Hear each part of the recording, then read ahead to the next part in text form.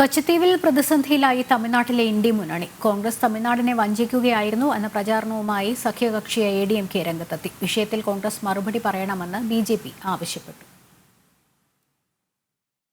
March 31 പ്രധാനമന്ത്രി നരേന്ദ്രമോദി എക്സിലിട്ട കുറിപ്പിലൂടെയാണ് കച്ചത്തീവ് സജീവ ചർച്ചയായത്.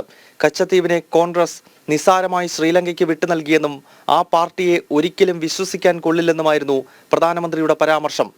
കച്ചത്തീവ് അപ്രസക്തമായ പ്രദേശമെന്നാണ് പ്രധാനമന്ത്രിയായിരുന്ന ജവഹർലാൽ നെഹ്റു 1961 അഭിപ്രായപ്പെട്ടത്. ഉദ്യോഗസ്ഥരുടെ എതിർപ്പ് മറികടന്ന് ദ്വീപ് ശ്രീലങ്കയ്ക്ക് കൈമാറിയെന്ന് വ്യക്തമാക്കുന്ന രേഖകൾ അണ്ണാമലെ അടുത്തിടെ പുറത്തുവിട്ടു.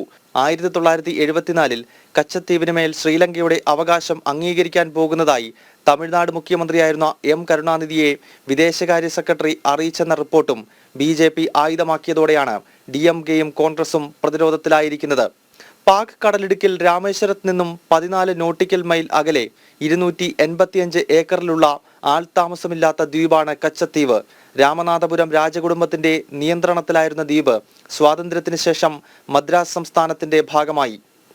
1974 ഇന്ദിരാഗാന്ധി പ്രധാനമന്ത്രിയായിരിക്കെ ഭാരതത്തിനും ശ്രീലങ്കയ്ക്കും ഇടയിൽ അതിർത്തി നിർണയിക്കുന്ന കരാറിൽ ഒപ്പിടുക വഴി കച്ചത്തീവ് ശ്രീലങ്കയ്ക്ക് വിട്ടു നൽകി.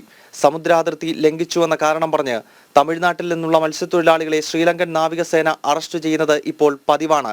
ഇത് തമിഴ്നാട്ടിൽ വൻ പ്രതിഷേധങ്ങൾക്ക് വഴിവെക്കുന്നു. തമിഴ്നാട്ടിലെ 15 ലോക്സഭാ മണ്ഡലങ്ങളിൽ മത്സ്യത്തൊഴിലാളികളുടെ വോട്ട് ഏറെ നിർണായകം. ഓരോ ഘട്ടത്തിലും കോൺഗ്രസ് തമിഴ്നാടിനെ വഞ്ചിക്കുകയായിരുന്നുവെന്ന വൈക്കോയുടെ പരാമർശമാണ് ഇന്ത്യ മുന്നണിയെ ആകെ പ്രതിരോധത്തിലാക്കിയിരിക്കുന്നത്.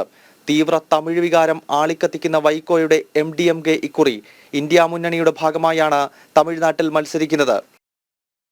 ജനം, ഡൽഹി.